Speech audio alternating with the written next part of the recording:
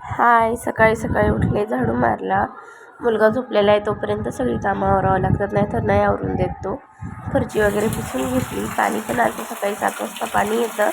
पाणी वगैरे भरून घेतलं. कपडे होते भरपूर धुवायला. आंघोळ वगैरे करून कपडे धुवून घेतले.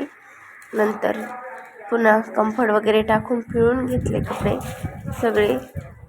सकाळी खूप काम असतं, आज डबा पण नाही दिला त्यांना. तर भांडे पण घासायचे होते, रात्रीचे थोडे भांडे राहिले होते, भांडे घासून घेतले. कपडे वाळायला टाकले. काल गव्हाचं आणि बाजरीचं पीठ दळून आणलं होतं, ते पण डब्यामध्ये सोडायचं होतं, ते डब्यात सोडून घेतलं.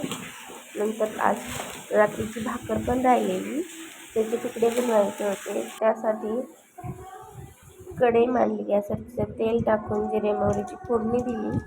कांदा टाकला. कांदा छान परतून घेतला. कांदा टाकल्याच्या नंतर हिरवी मिरची टाकली बारीक करून. नंतर कोथिंबीर टाकली. त्याला छान हलवून घेतलं. त्यात हळद टाकली. हळद मीठ टाकून तुकडे टाकून घेतले. छान तुकडे तयार झाले. बाय.